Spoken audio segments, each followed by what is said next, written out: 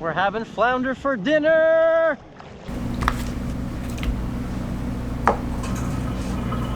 Well,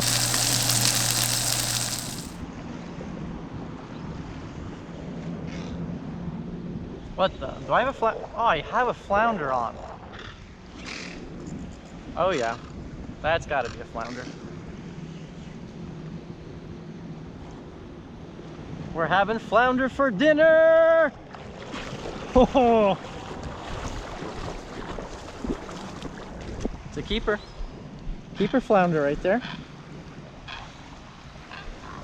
Got my first West Coast flounder right here. That's a keeper, probably 13, 14 inches. And these guys, as you see, the color of them, they look just like the sand and they have two eyeballs on their head. I'm sure most people are familiar with what a flounder is, but these guys will bury themselves and they are some pretty badass fish because they got their eyes on both sides of their head. I mean, on one side of their head. And this side, so you guys can kind of guess, this side is the side that's on top, and then this side is the side that's on the sand. And these are very, very good eating fish right here. Got a gnarly set of little teeth on them too. Guys, I honestly didn't even know I had that thing on, because like I said, they bury themselves in the sand. So they'll sit there with your bait, they'll eat it, and then they'll just sit there. They won't even move, they won't pull any drag until you actually go to reel in and recast, then you realize that there's something there. Welcome back to the kitchen now, and today's catch and cook I'm really excited about because I'm cooking one of my favorite eating fish, which is flounder. And one cool thing about this is the first catch and cook I've done with flounder, and is the first time I've actually caught one in the wild and brought it home to my kitchen. I've had it at restaurants before. My family's Slovakian, we always have it for Christmas dinner, but we actually went out and did it ourselves. So I'm cooking up flounder, otherwise known as Fluke, up in the Northeast and other parts of the country, and these guys are to die for, so stick around because it's gonna be delicious. Here's a little background knowledge on this guy. These are flounder, otherwise known as Fluke, like I said, and if you look, they are a very flat fish, and these guys are pretty damn cool because of the way they live and the way they hunt. These guys, like stingrays, will bury themselves in the sand and lay flat on the bottom with this side facing up. This is the sandy side facing up, and their bellies are pale white.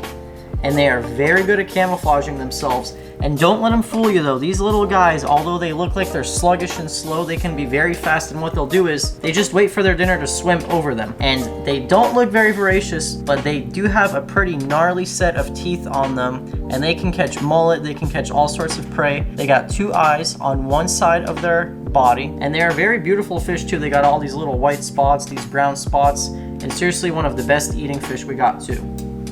I have never filleted a flounder before, so bear with me. I've watched a couple YouTube videos on it, and so let's go. Here goes nothing.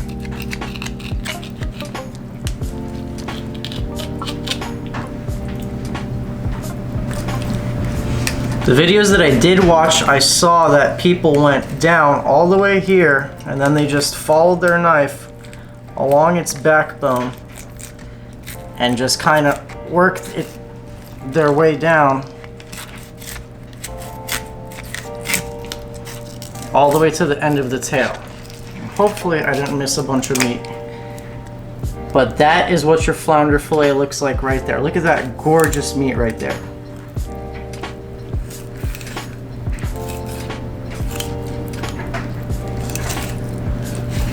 So there we go, that was pretty damn easy. I just got the belly side of the fillet first. That's what it looks like right there. Very, very white fillets. So whenever I fillet a fish that I've never filleted before, one thing I'll always do is I'll feel around the head, because some fish have bigger rib cages or guts than others, and if I feel a hard part, that's generally not meat you wanna be cutting into, so I kind of try to avoid any rib cages or any of that. So I start right here, and it feels soft to there.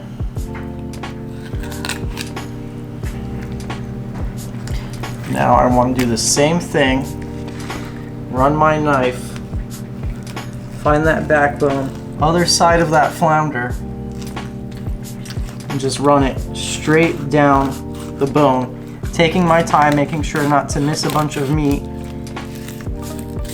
just like that.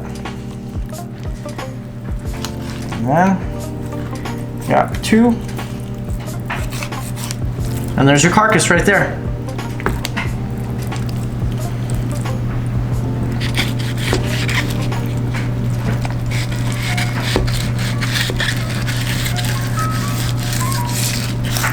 Their skin is very, very tough. One thing I always liked about filleting fish is seeing how different fish have different tissue fibers and just the muscle fibers in them. Because if you look, flounder, they got all these little filament-like muscles right here. Hopefully the camera focuses in for you guys. And I think it's for their, you know, they kind of have like a stingray wing on either side. It's like a little flap. And I'm sure this is probably used in their movement all here, all these little extensions. There definitely seems to be a difference in the color of the meat between that top lobe and the bottom lobe. This is that bottom lobe with the guts, and it's a little bit pinker in color, whereas this top one is a little bit whiter, a little bit more firm too than the belly side. So let me fill you guys in on what I'm actually doing. I'm gonna be doing a flounder francese with a side dish of cavatelli and broccoli. So the first thing I gotta do is get some seasoned flour going. So I just got some all-purpose flour right here. Not too much because I only have 2 flounder. So 4 fillets total. I'm gonna do a little onion powder, some black pepper, garlic powder, and some salt. I normally don't put this in, but I'm gonna experiment a little bit and put a little bit of oregano in there as well. And then come over here, we got a big saucepan. I'm gonna turn this guy up to medium heat.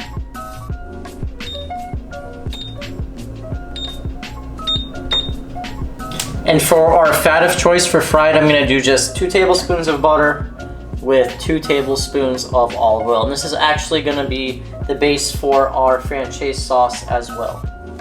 Now we gotta give our seasoned flour a quick mix. 1 egg to coat the fish fillets in.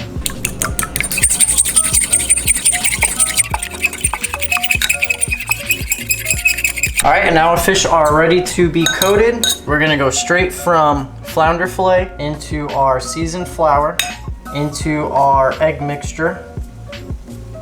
Okay, set it all on the plate. I got my water boiling, so now it is time to add the cavatelli. And if you guys have never had cavatelli, you gotta try it. This stuff is the bomb. It really is a game changer. So next time you guys are making a pasta dish, try this stuff right here.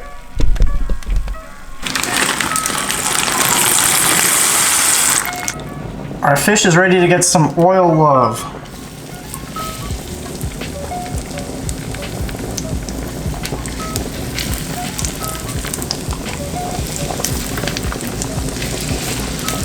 Now when I make francese, you gotta make sure the oil is hot enough because you're essentially kind of like frying the egg on the outside of the fish and getting it a nice crispy coat. And if your oil's not hot enough, it's kind of just gonna be mushy. So you gotta make sure it's hot enough. And these guys will cook very fast. Flounder fillets, as they suggest by the way they look, are very thin.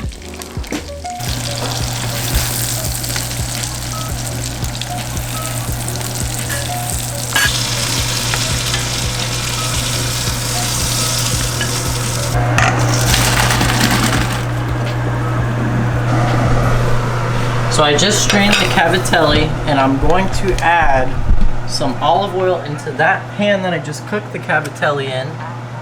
And then I'm gonna cook up some garlic in there as well.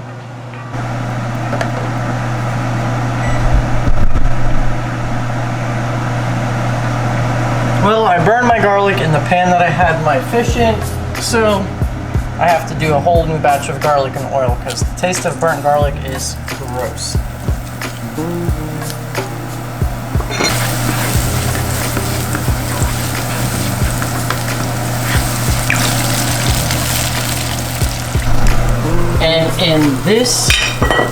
And in this pan with the cavatelli, I also put in some garlic and olive oil. And I got here a lemon for our sauce for the cavatelli and broccoli, as well as our francese. Here I got a bag of frozen broccoli florets going into our wine, olive oil, garlic mixture. That's going to be mixed with the cavatelli. Cook those down. Now I'm going to add a little bit more butter to the francese sauce. And now our flounder fillets from earlier will go back in our francese sauce. And it's actually going to heat them up a little bit. And they'll get coated in that, all that yummy flavor. Great. guys.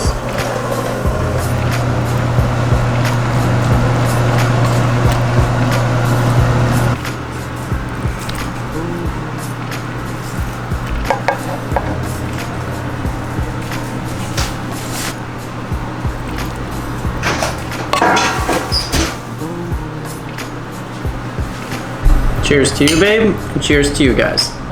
Without further ado, let's go ahead and try this flounder francese.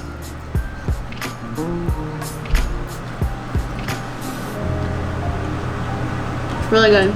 Really good? It's something good that you can add to just a plain fried fish. I really like the texture of the flounder. It's very flaky, yet firm, which I think you guys hear me say a lot in my videos, is those two things. Is flakiness of the fish, how much those ridges separate and how it falls apart, but without it being mushy. Flounder definitely holds its texture, and you notice it especially when you flip fish. Fish that are mushy and are too flaky, they'll fall apart when you fry them or try to flip them over. Flounder definitely maintains its texture. You guys gotta try this. Francese is awesome. The egg on the outside gets really, really crispy. Adds really nice flavor. The fish, if you're wondering, not fishy at all. Would you say it has a distinct taste? No, right? Tastes just like any other white flaky fish we have. Thank you guys so much for watching this video, and if you like this video, please make sure to leave a big thumbs up. Leave a comment below, tell us what you like, what you didn't like.